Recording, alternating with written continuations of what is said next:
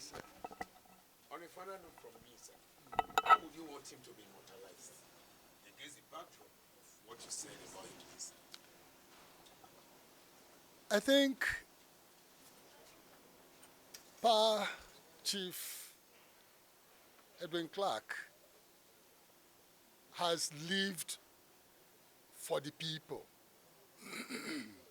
And there is nothing that will be too big or too small that should be done for us to continue to remember him. And I want to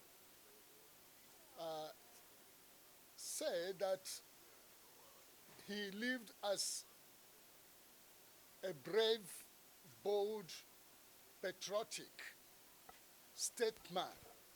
You know, statesmanship is not is not an award. It is earned. He was a great statesman.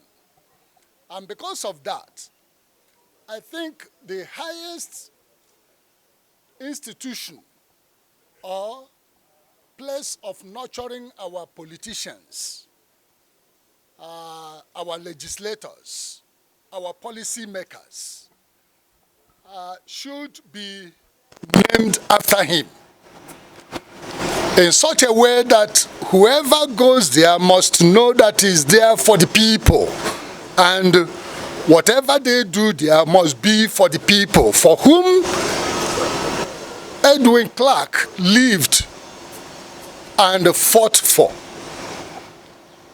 Whether it be National Institute, Kuru, whatever it may be, where we nurture our diplomats and our leaders, I think such an institution should be named after him. But apart from that, other political and governmental organs, especially in the area of education, because he's a man that loved children, the young people, concerned about their future, stood with them, and in fact, fought for the education of our young people. Because of that, the other area that he must be immortalized and remembered is in the area of education. And I believe the people of Niger Delta will never forget him. Apart from what the federal government should do, I think that the peoples and states of the Niger Delta must do something to remember him. And I think it is not only for the Niger Delta or the South, but also the whole nation should remember this son of Nigeria, a leader of the people. And we want to thank God for the life he has lived, for his service to God and humanity, and also the best we can do is to live out his legacy of fairness to all, equality of all, and service to all. God bless you.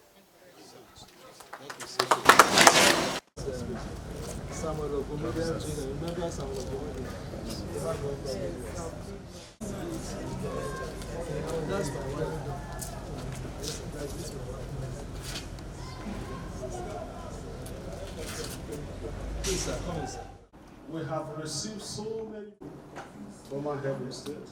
We've received presidential cultural organizations from Marewa, from Ohanaeze Igbo, in fact, from traditional rulers. Visit is very dear to our hearts. And on this note, is indeed a family church. You are highly welcome. Bendel and Disaster Program, they owe me in the NDDC.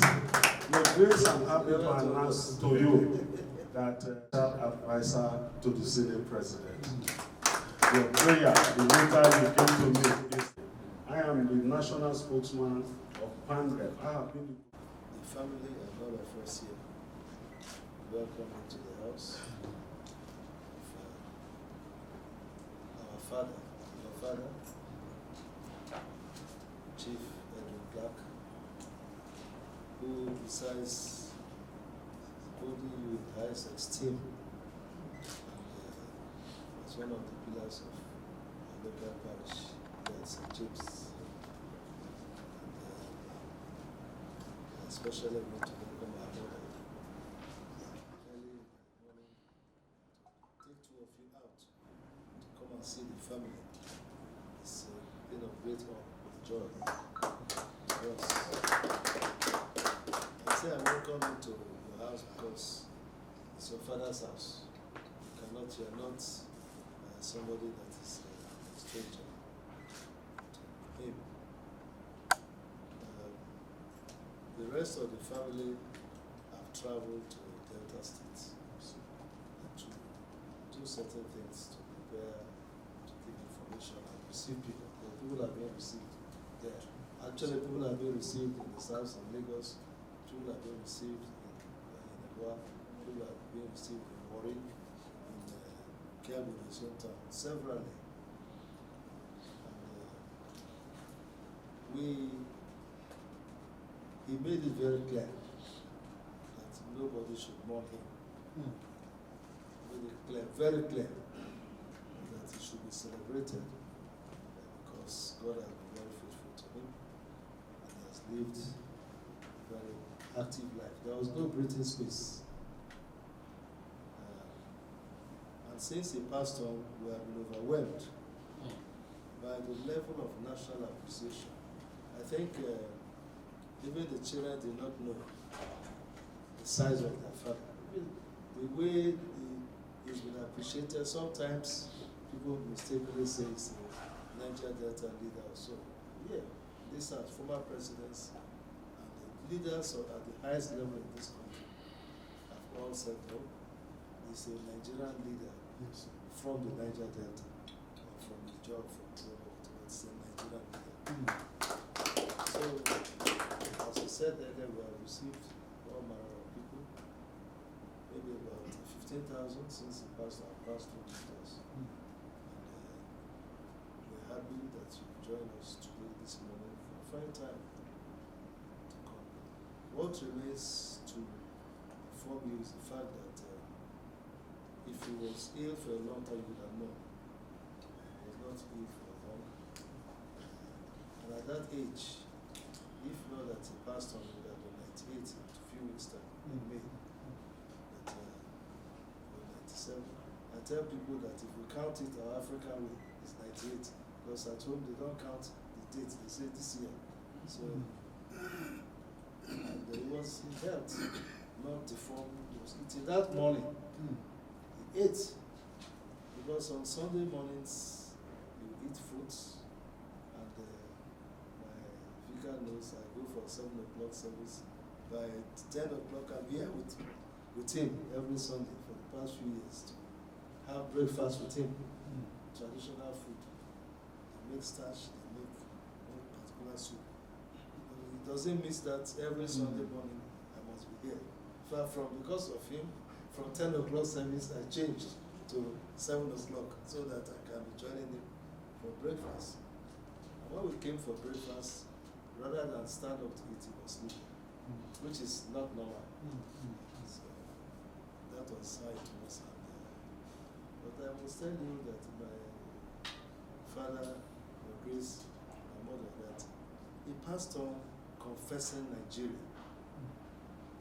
We were there, and the words, suddenly he was sleeping as I told him, Lord, take my pressure. We were doing that and sitting down, giving time when he wakes up. Suddenly, I heard him shout, I'm a Nigerian, very loud. So the girl went to him, and she saw that he was a bit discontented. Then he said, I love Nigeria.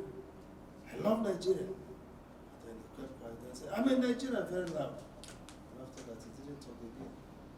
So the children all came. They tried to help him. The professor, who is a professor of medicine, his brother, walking around. Took him to the hospital, and that was the end after that. So it was a happy ending with his family and everybody. So we're happy for him, and he had always, he also kept very clear instructions that if anything happens, we should know that the church, this Anglican church, is the people in charge. And the church should be actively involved and do everything for his funeral. So we're happy we're here. We brief you. We're in touch with the Archbishop of Gary, which is his hometown. We're hoping that immediately after Lent, we're able to lay him to rest. Because it has happened at a time like this. So,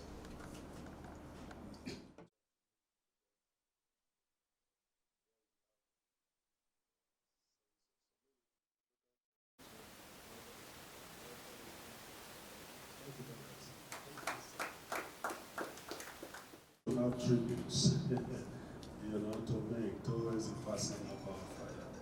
Permit me to hand over the microphone to you. Thank you. To, on behalf of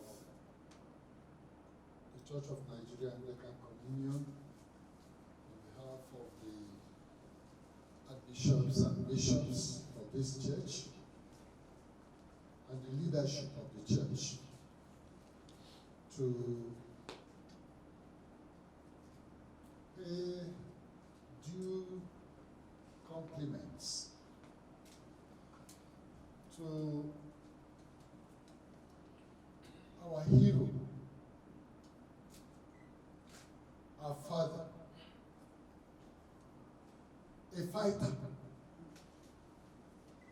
one whom you cannot intimidate, but always stand for the truth, speak out for the downtrodden, and in fact, his passing on is like we have lost a strong voice for the minority, not only in the south, but also in the north. Because I have spent my time and ministry among the minorities in the north,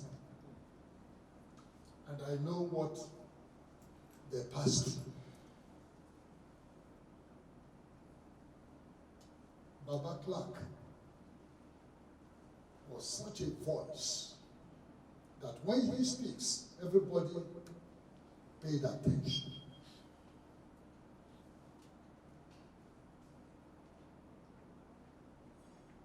His passing on came to us as a rude shock. In fact, it was channel news that I was watching after the day's proceedings, because we were in Port Harcourt for our standing committee meeting of the Church of Nigeria. And when I heard it, when I saw the news item, I was shocked. And during our opening address to the standing committee, we made it known that this is what we have heard and seen. And on behalf of the church, we gave our condolences to the peoples of the Niger Delta, because it is not just Delta, it's all of us. It's not just Niger Delta or the South, it is Nigeria. It's a loss to us all. But to us it is a loss, but for heaven is a gain. There is time for labor and there is time for rest. He has fought a good fight. That's what Paul said. And he has run his race. In 2 Timothy chapter 4, from verse 6, Paul said, "For I am now ready to be offered, and the time of my departure is at hand. I have fought a good fight. I have finished my course. I have kept the faith. Henceforth, there is laid up for me a crown of righteousness, which the Lord, the righteous judge, shall give me at that day, and not to me only, but unto all them also that love his appearing."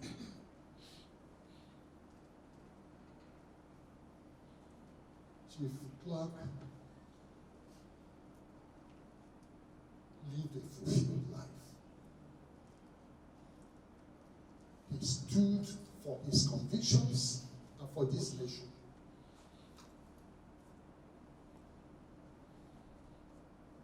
He's a great patriot, one who served this nation meritoriously, who stood for equity, fairness, and equality of all. No matter the government, no matter who is in authority, he spoke his heart. And I'm not surprised at the number of people trooping in here. This house has always been a pilgrimage place.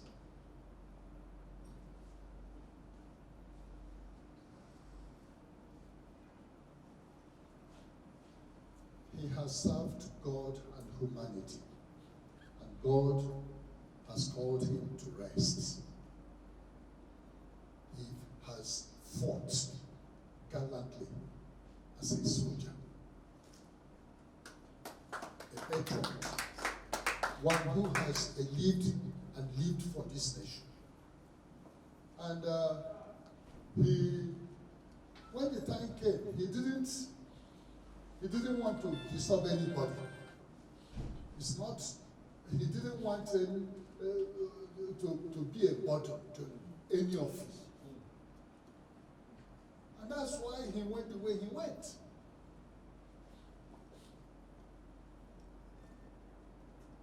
We are not mourning as those without hope. But we are mourning because he slept in the Lord. He slept as a great leader. He left people that he has raised.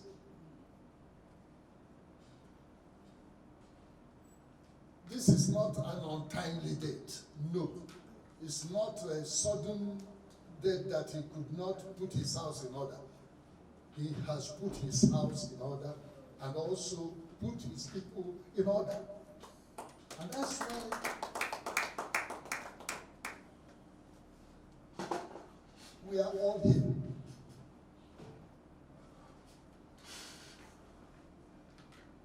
Chief Clark did not live for himself.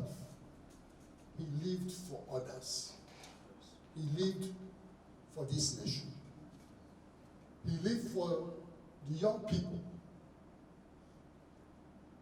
He lived for the old. And even in death, he did not die just like that. He lived for the Lord and he died in the Lord. And our joy is that he is at rest. We will continue to pray for God's comforting presence with his family, with his children, his brothers and sisters, his children that he has raised, mentored, people, Your Excellency and Your Honorable, all of you. And we are also beneficiaries of what God deposited in this life. he has touched the lives of many. And as it has pleased God to call him home, we will celebrate and give him the due honorable farewell. It's a farewell. Because we are trusting the Lord that as he has slept in the Lord, at the coming of the Lord Jesus Christ, we all shall meet with him at the feet of the Lord. And my prayer is that God will comfort the family and every one of us. God will comfort our people, and God will comfort the church of God, and God will comfort this nation. I must thank Reverend Edwin and the members of St. James Anglican Church, Asokoro, for being present, for being here. I would have come here earlier than now, but I lost my immediate senior sister who was buried last week. So from Port Harcourt, last 2 weeks, we went down to the village in Imo and did the burial and stayed on. Last weekend, the junior sister of my wife wedded. So we came back. I came earlier, they came back on Sunday.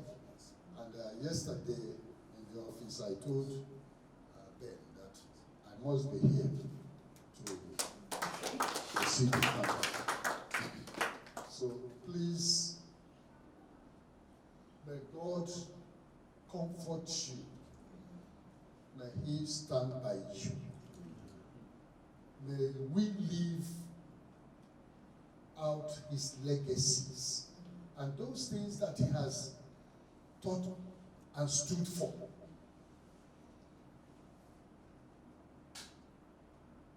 The memory of the righteous shall be blessed. The memory of Chief Clark shall be blessed. And we will continue to remember him for the legacy he has left and continue to fight those things he stood for. Fight for them. And that is the only way we can always celebrate him. The church will stand by you. We will look at our diary and please consult with us. We are ready to be part and parcel of the programs that you are putting in place. And Reverend Edwin will keep me posted. And we are trusting God that even in his burial, God will be glorified as in his life. And we want to thank all of you.